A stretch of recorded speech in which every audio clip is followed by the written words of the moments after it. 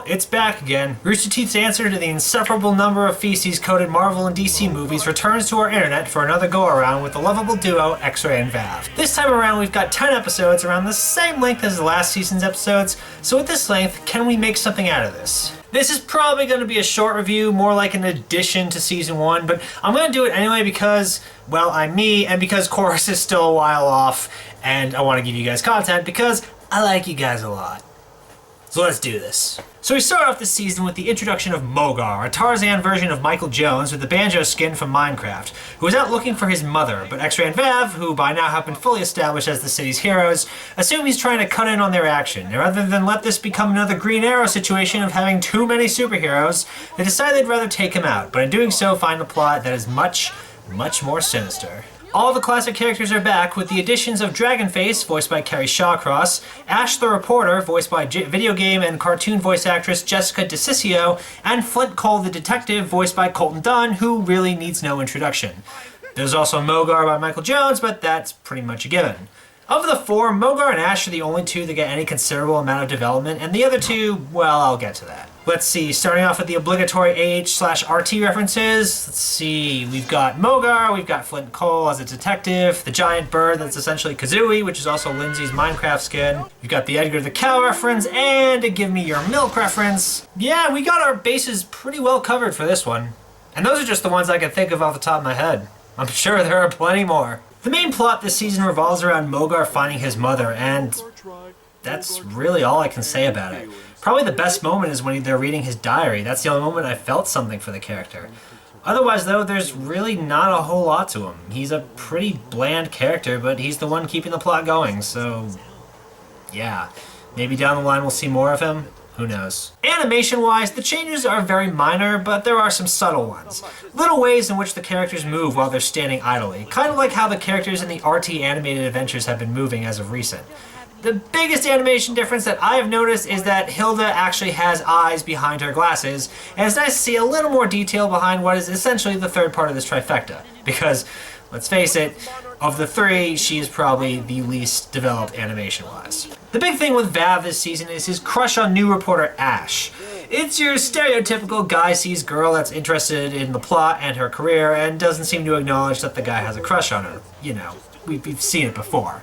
Which isn't to say this is bad, it's not cringeworthy, it doesn't make me want to turn the browser off in shame. It just doesn't do anything for me. I don't feel any emotional connection to this. It's just a generic crush subplot. It's not one that stands out from the rest. It is what it is, no more, no less. Probably the most interesting thing about this season is X-Ray. By nature, X-Ray is the angry one of the duo, the one with the snide remark and a mean comment. But this season, X-Ray's assholery is up to like 11. He's incredibly rude to Ash, he's incredibly rude to Vav, really he's just overbearingly crass and abrasive to the point where he's unbearable and you wonder why the hell Vav still stays with him. And then episode 5 happens, and the conversation with the Mad King happens. And you hear your thoughts thrown back at X-Ray and suddenly you feel ashamed for thinking it. You realize he has abandonment issues and that Vav is pretty much all he has in the world, and Ash coming along essentially threatening to take that away from him. It doesn't excuse his behavior by any means, but it makes it understandable, and makes what he does later understandable as well. And really, it just shows how effective a villain the Mad King is in a way that his original debut didn't make known. Look how easily he manipulates everything, from X-Ray and Vav's partnership, to the board members of Monarch, to the people of the city. This is like classic abuser material right here. Everything about him invites you in, and then he can get away with doing anything he wants. And the ones who know the truth can't do shit because he's got them taking on each other. So by the time everything finally gets revealed, it's almost all too late. Speaking of revelations... Mother, Mogar is so sorry.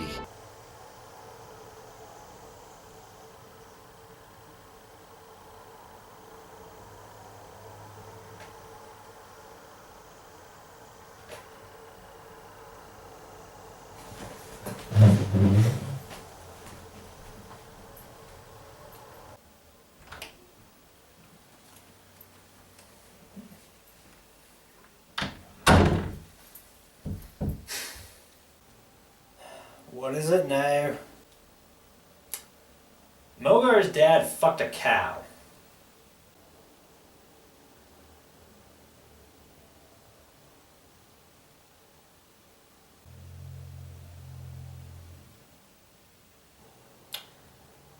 You know, after the whole werewolf fucking the baby thing in Twilight, this one doesn't have the same impact. Doesn't hit as hard. Yeah, it does feel kind of tame by comparison, doesn't it? Aye. What does that say about us as human beings? Like, this isn't even the worst case of bestiality we've ever seen. I think that means that we've been doing this for a really, really long time. Aye, that we have. That we certainly have. Yeah. Okay.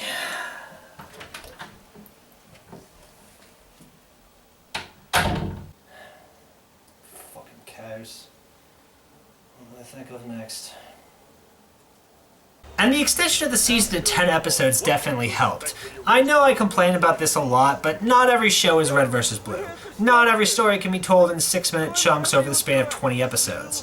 Some need a little bit more than that. They had episode length down in the first season, but 4 episodes was like trying to cram a dump truck into a cardboard box.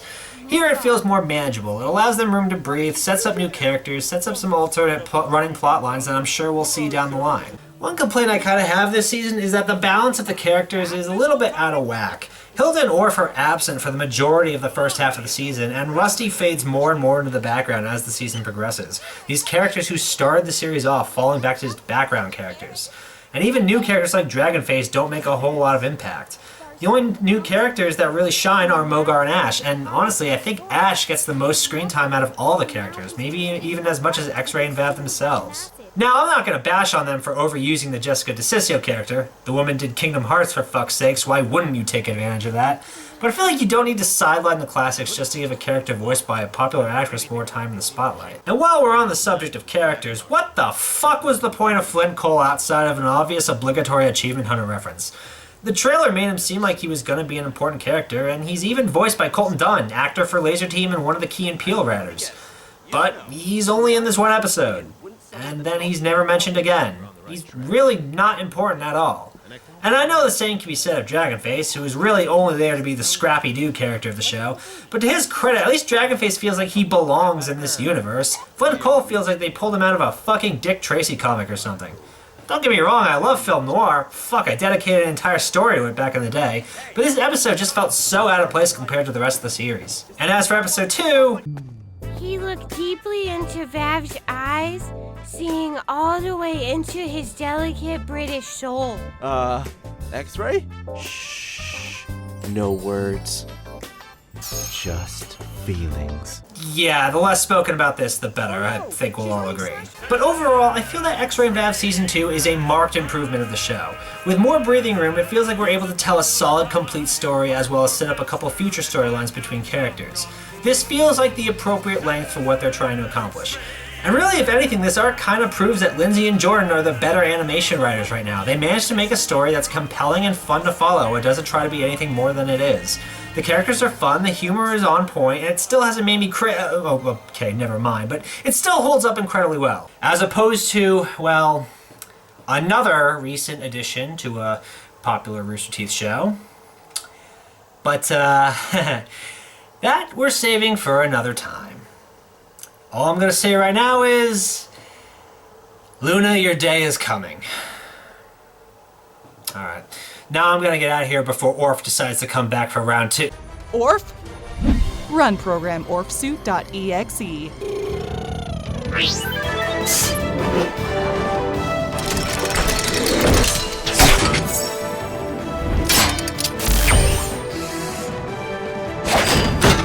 Transformation complete! Oh, fuck that so hard. No, I'm out of here. I'll see you guys next time.